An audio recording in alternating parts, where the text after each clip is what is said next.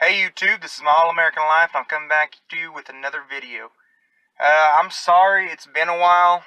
Hey, I just wanted to stop that video for a second because I realized that I haven't put any content out in a while, or I've only really put out one other video, and I just wanted to let y'all know, especially the subscribers, that I will have more videos coming out. I've got 3 or 4 other filmed. It's just getting the time to get them edited and put out has been kind of an issue with the way work is. It's not necessarily I don't have time sometimes even, it's just that, you know, by the time you get done with the day, depending on how many mud holes you've been in, and how muddy you are, and how late you get in, you kind of aren't willing to edit videos. So I do want to just reassure you guys that I do have a few more videos coming, and that I will try to get to all y'all's comments in the comment section. And I may not write anything. I may just put it in one of my next videos, so you may need to stay tuned for any of y'all that asked a question. It might be in one of the next videos, or I might make a video just about that question. Excuse me. With that being said, this video that I did was done in my pickup. Like, well, probably all of them are. But it was done in my pickup, waiting on a rain out. We was fixing to rain out. And in that time, I just had a moment or two and thought I would do something real quick. I didn't have any bulletins, and I didn't, it's completely unscripted, didn't have anything to go off of. And so there may be a little bit of rambling, and I apologize for that. But this next video is basically going to be about how to get along with your welder. And I may or may not tell a story in it. I may edit some stories out. But I know there is at least one story in there. So, hope y'all like it. Stay tuned. I'm doing a lot of work here lately that I haven't been able to actually make a video. But there is one thing I do want to make a video on, and that is getting along with your welder as a helper, or even getting along with your straw boss, your foreman, as a labor hand, or maybe even it's just getting along with your operator as a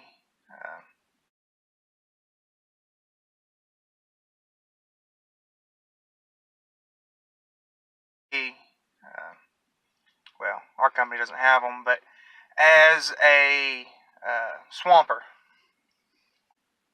So as a helper, I've helped quite a few guys, and so I've been around. I've seen a lot of different ways people like to do stuff. But the key thing here is that you always need to figure out what your welder wants, or even what your swamp or your operator wants, or when you're learning to be a labor hand, you need to be asking questions, figuring out what they want.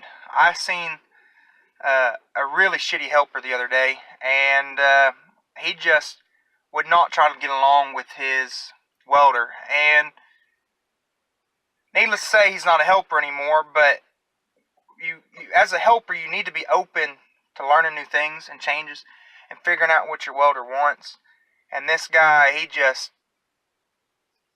when you try to show him something, he would go ahead and have an attitude about it, and having an attitude is not going to get you a job. And so now he's gone. So as a helper, what I'm trying to, you need to know is that you need to be always asking questions. If you don't know something, ask them. Yeah, they're going to think you're green, but you need to ask them. And once you learn everything you need to know, you haven't learned everything. There's always more to learn. But the reason I'm making this video is there was an incident. I wouldn't say incident. There was a moment with the welder that I'm helping now that it was over levels. Alright? Even though I just started helping him, I knew he had 2 yellow levels. And this is going to sound ridiculous, but I was fairly certain that I got his 2 levels back, and he was telling me that I didn't. And I went over to his box and pulled out the 2 yellow levels. And he was telling me those weren't his levels. Well, I should have listened and asked him what his other levels looked like and figure out whose other level I had, but I didn't. And I kept telling him this is his 2 levels, the ones I got out of the box, the ones I put back. And Well, what wound up happening, we found out later, is that a labor hand came over and taken a level from 2 different welders and switched them. But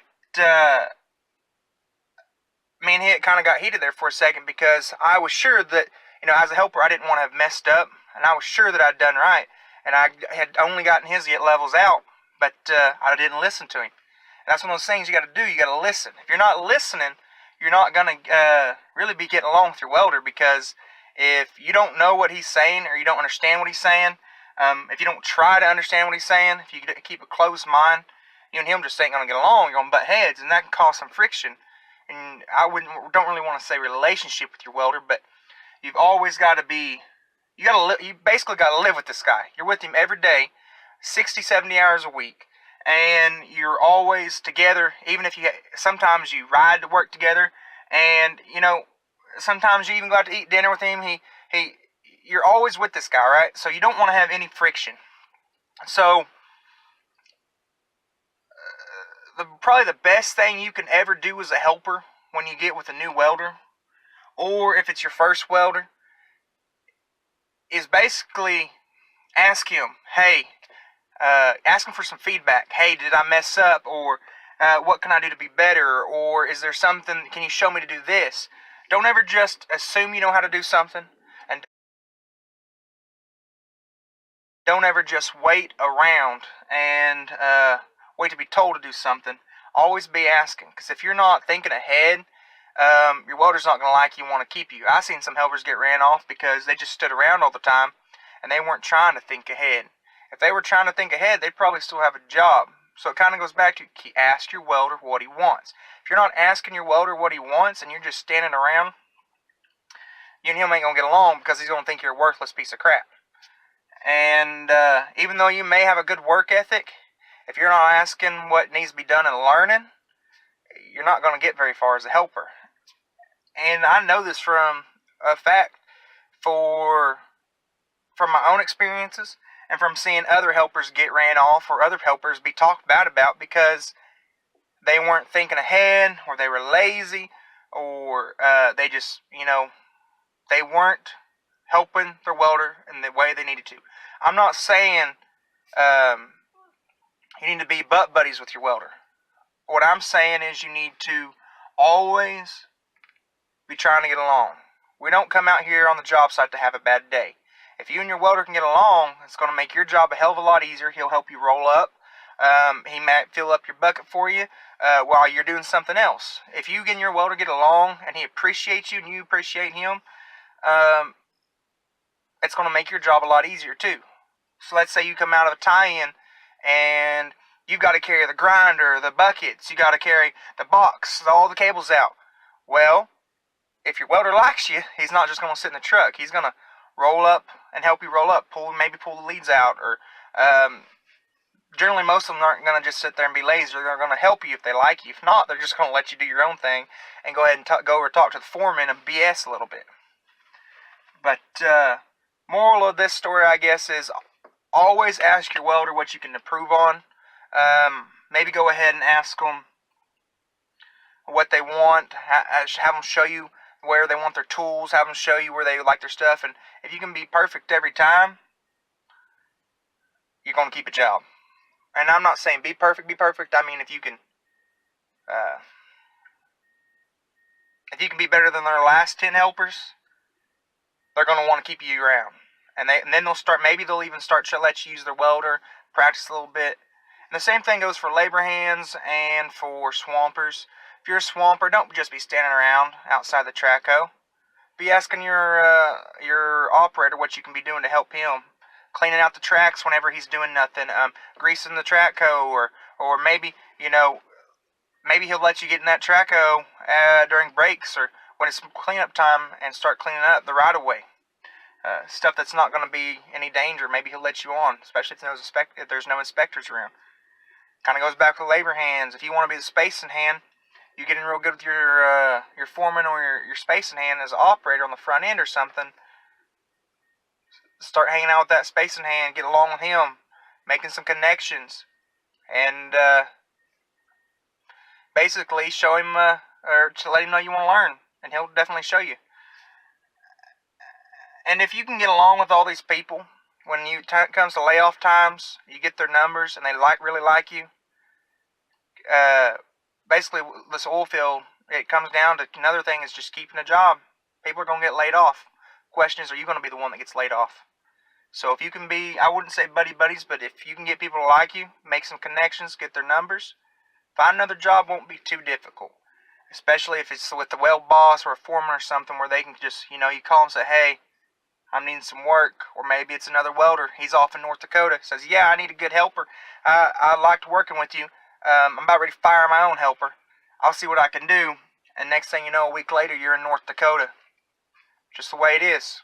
So, I guess what I'm trying to say is, don't be trying to butt heads. Always be trying to be thinking ahead.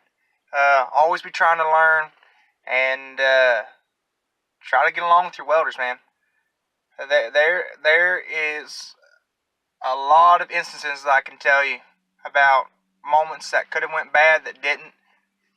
And there's a lot of moments I could tell you that went hell of a lot smoother and better just because me and the individual got along. So, that's all I have to say right now. I'm sure there's going to be more to this video.